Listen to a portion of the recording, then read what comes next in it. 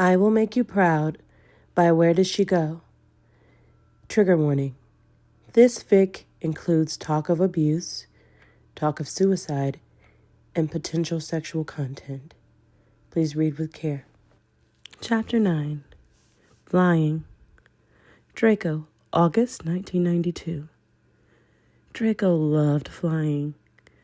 There had been nothing in his life up to the age of 12 that had given him anywhere near as much joy as a feeling of swooping high above everything else on his broom.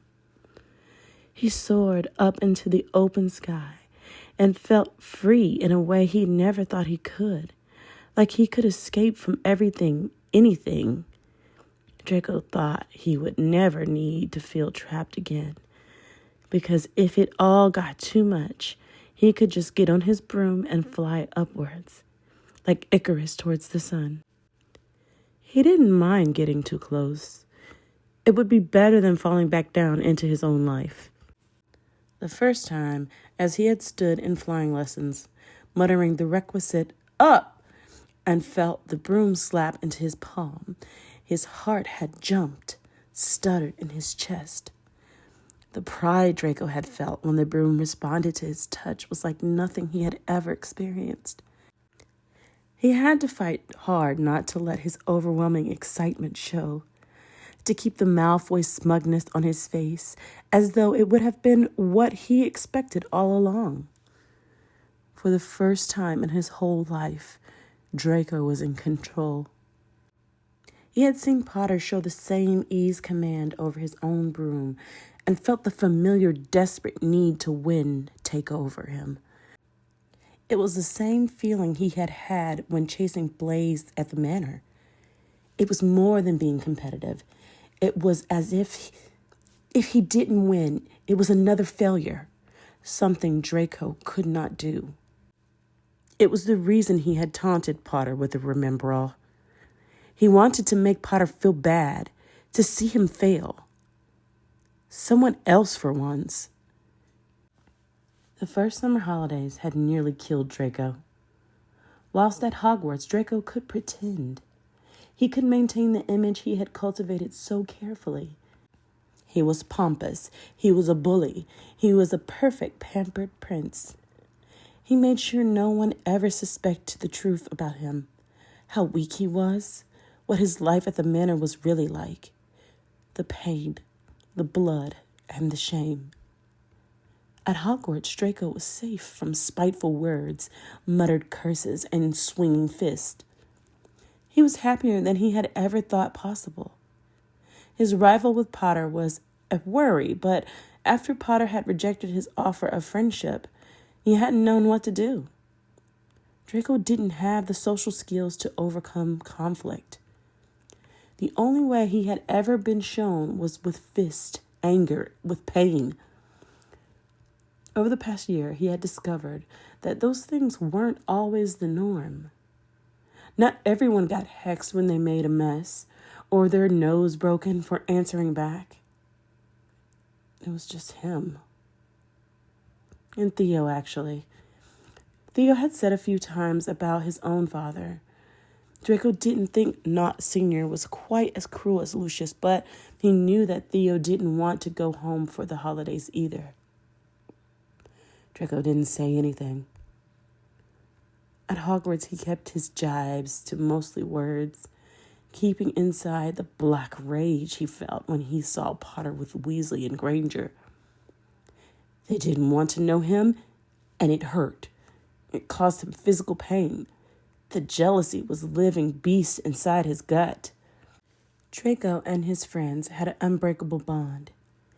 He cared deeply for all of them, but their friendship would always be forced into the darkness, down the Slytherin dungeon. As a little boy, laying on the floor of the manor, he had dreamed of a friendship just like Potter had with Weasley and Granger, one that was out in the sun. He had wanted to be the hero. Draco almost laughed at how naive he had been. His father was a Death Eater, for God's sake. He was scum to them because of who he was, who his family were. And just like he was scum to his father because of who he wasn't, when he was forced to go home, he lied to Lucius. He pretended that they were his friends. He told him lies about things they had done together, integrated himself into stories he had heard about them, things they had done. Draco was so grateful that his father was not a legilimens, not even close. Somehow Lucius bought the lie, asked him questions, gave him more spy jobs. Draco pretended not to notice that many of the stories he had made up to his father heavily involved Granger. Granger. From the moment he had seen her, something in Draco had twisted. He didn't know what the feeling was. He had watched her bushy head bob down the train aisle and initially had just been mildly interested, mainly by the hair. But when she had looked up at him with her kind, honey-colored eyes, he had felt something in him melt. It was the kindness there that did it. It began chipping some of the ice from his heart.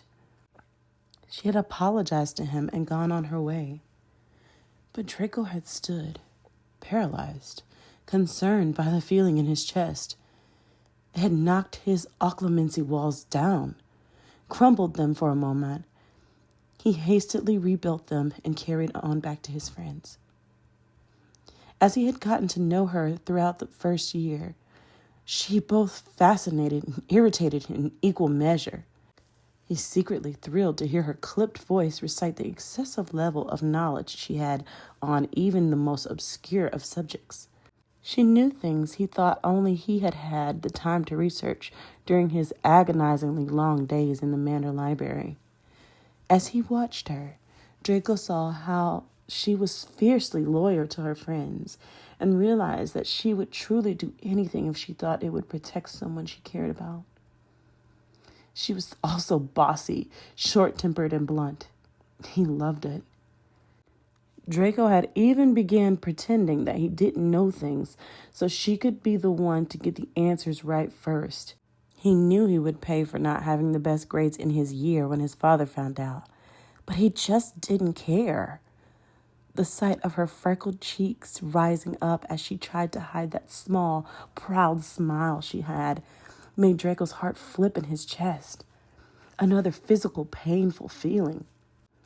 He would feel his eyes magnetized to her soft pink lips, traveling over her face to her eyes that reminded him of the deer that lived in the manor forest, and then to the wildness of her hair. He wanted to touch it, to see what it felt like in his fingers.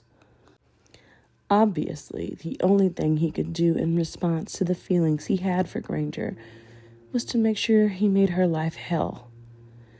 That's what love was, after all.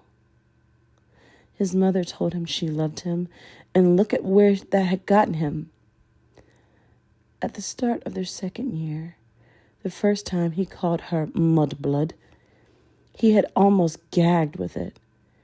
He had forced the words through his lips and made sure he looked like he meant it.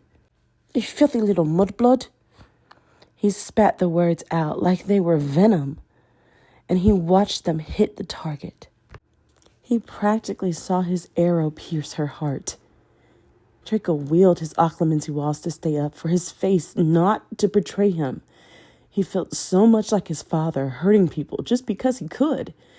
He could taste his words in his mouth afterwards, a foul, bitter taste. He watched Weasley come towards him, wand raised, and easily deflected his weak spell wandlessly back onto Weasley himself. He hoped the others couldn't see his heart pounding through his Quidditch shirt. He hoped he looked like he hated her. He wanted to hate her, but the only person he hated more than his parents was himself. When Draco had gone home that summer, he had braced himself, waited for the pain to resume. But he was almost as tall as Lucius now, and his father had mostly left him alone. Whilst he'd been away, his mother's little problem had become a big problem. She was constantly drunk, shouting and screaming, falling about the manor. Lucius had turned his attention to Narcissa, slapping her around when she got sloppy, saying things she shouldn't say about Draco, about the mistakes they had made. Lucius had gotten into trading on the black market, rare stones, jewelry, and artifacts. He used it as an excuse to stay away from the manor. Draco was unbelievably grateful for the respite. He hid in his room, mostly communicating with the house elves. But when Lucius was back, they made him sit with them, his mother swaying, glassy-eyed in her chair, occasionally crying huge, wet, gulping sobs, talking about her regrets, about her little boy, about how much she had missed him whilst he was at school. Draco watched his father slap her face and tried to feel indifference, the way she had seemed to when it was him. But he couldn't. He couldn't sit by and watch his father bully anyone else. He had drawn his wand and stood, scraping his chair back. Lucius had looked at him, incredulous. 12-year-old Draco had turned his wand on his father, stared into his hateful face, and demanded, "Enough!" He was so angry, sick of the pain, the worry, the endless suffering at Malfoy Manor. It had ended in a duel. Lucius had no problem sending hexes and curses towards his son. Draco had finally given as good as he had gotten, using everything he had learned in his books from the library, everything he had learned in school. He wanted to hurt his father. It burned in him, took away his sanity, left him screaming with rage. Lucius had laughed and laughed as he had sent sparks of red, blue, and black towards his only son, hitting him in his ankle, his knee, his side, dancing out of the way of Draco's ever-increasingly violent curses back. Narcissa huddled in the corner, and it was only when she heard Draco begin, "Avada!" that she had shrieked, breaking every glass chandelier and ornament in the room, showering her husband and son with flying shards of glass. "No, Draco!" she had screamed. "Not that! You can never come back from that!" Lucius walked over to Draco, who had fallen to his knees, the force of his own hatred for his father weighing down on his young shoulders. He used his cane to lift Draco's chin, his own icy eyes boring into Draco's silver ones. "Finally," he said, so quiet Draco could barely hear him. "Finally, you have made me proud." The next week, he had bought new brooms for everyone on the Slytherin Quidditch team and a new ring for Narcissa. Hermione, May 2006. Hermione and Blaise made their way silently back to the office. They were both lost in thought after watching Malfoy's first memories, both dealing with their own feelings of guilt and regret. When they got back to the office, Jacob Simmons, one of their colleagues, was waiting for them. "Sabini, you've been called out of the office. You're with me. Potter needs more hands down at the Hog's Head. Apparently some witch says she saw something the night Malfoy died." Blaise nodded. "No problem, except I was meant to be on Malfoy's autopsy at 1. Blaise looked at his watch. It was 1:10. "Yeah, that's just you now, Granger," Simmons indicated to her. "We're stretched thin at the moment, with everything going on. You better get down to the autopsy room. They won't wait." She looked to Blaise, pleading slightly with her eyes. She had thought she would be there with him. He shrugged unapologetically and shot her a rueful smile before opening his desk drawer and handing her the preliminary report. She looked down at the images of Draco Malfoy, looked again at all of his injuries. The autopsy was not going to be a simple one. Blaise waved her a quick goodbye and disapparated immediately. She realized how keen he really was to avoid the autopsy. He couldn't have left any quicker. As she walked, Hermione opened the report and looked down again at the lit-up areas in Draco Malfoy's body. There were countless minor injuries. all various shades of green to account for the length of time since they were received. His shoulder was lit up dark red, along with his humerus, several of his ribs, both ankles, most of his fingers, and nose.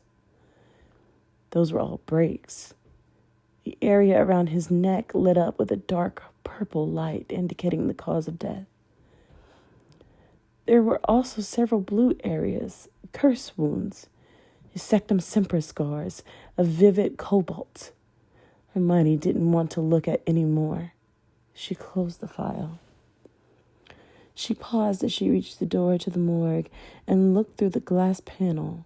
She could see they had taken Malfoy out. He lay flat on his back on the steel table. She could see the top of his head, his white blonde hair bright against the gray pallor of his skin. Next to him on the tray were an array of magical tools and instruments that would be used to complete the procedure. She closed her eyes briefly and headed to the wash area where one of the medical witches were there, waiting for her to scrub in. "You're late," Padma said. "Sorry, there's just so much going on up top this week," Hermione replied. "Lunch tomorrow?" "Most definitely." Padma helped Hermione get into her scrubs and then transfigured her a pair of gloves and a mask. "Do you want to go to the viewing box or will you come in?" she asked. "I'll come in."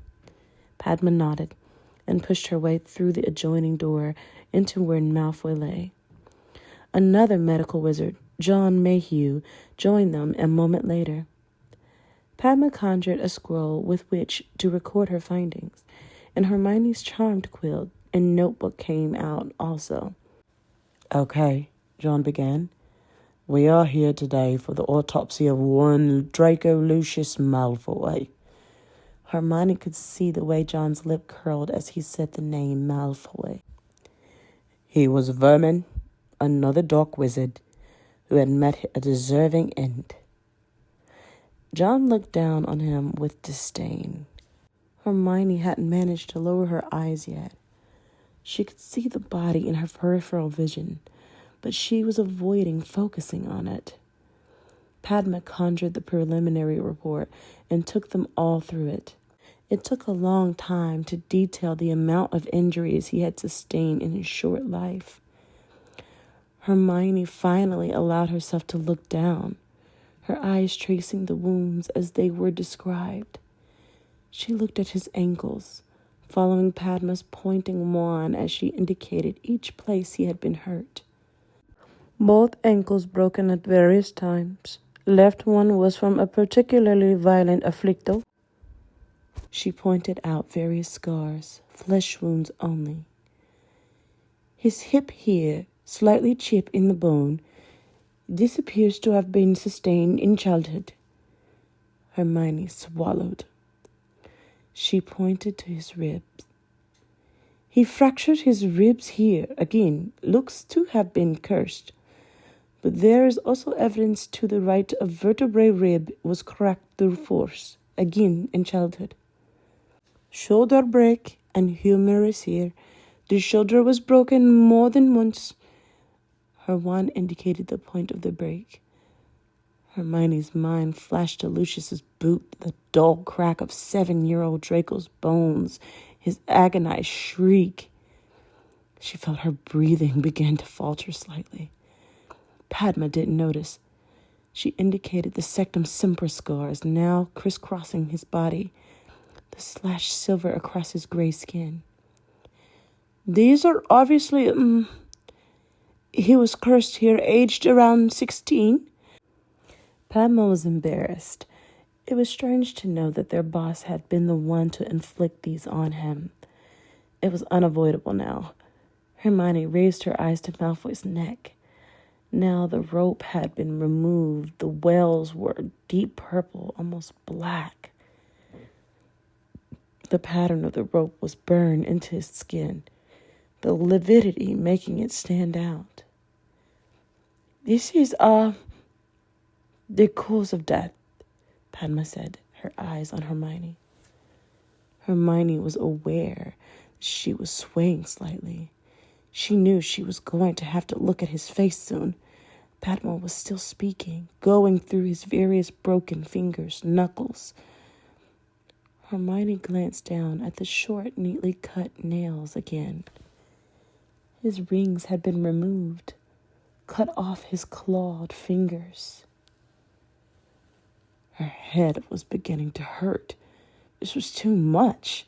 Too soon after viewing his childhood memories, seeing the lasting effects of those injuries on his body. She didn't want to look at his face. Padma said, "His nose looks to have been broken several times. Some of them were healed. Many of them weren't. He had a deviated septum that wasn't visible outwardly." She moved onto his jaw, his teeth, the times he had had head injuries, fractured eye sockets. Hermione felt like she was floating. Her head was pounding. "Hermione," John said from a distance, "are you ready for us to begin with the incision in a moment?" She brought her eyes up now to Draco's face, to his once beautiful face. His eyes were still open. "No." She let her eyes travel over him, over his bloodless lips, his nose, his cheekbones. She moved towards him as if in a daze. She needed to close his eyes. She vaguely heard Padma calling her, but she couldn't respond.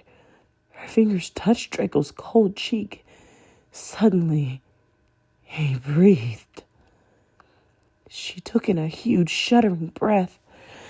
Hermione screamed. His staring eyes blinked. Warmth came flooding back into his body. His skin turned from bluish gray to pink. The blood flowed in his veins again, his lips turning a rosy shade, eyes coming to life. He flicked them up to her. "Hermione." She went to move towards him, but she couldn't. She tried to put out a hand, but she couldn't. She fell forward.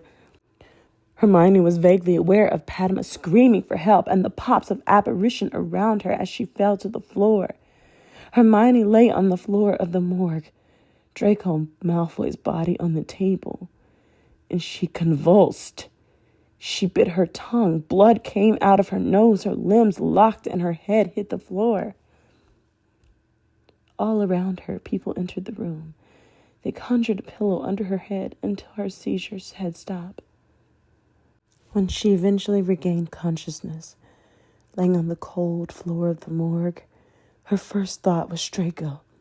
He was alive. The sight of his body, still stiff and dead, left her bereft. She had to be taken to the hospital and sedated with dreamless sleep. Blaise and Ginny sat by her side, Blaise chewing his lip, his knee bouncing. Draco Malfoy remained where he was, cold and still on the table in the morgue.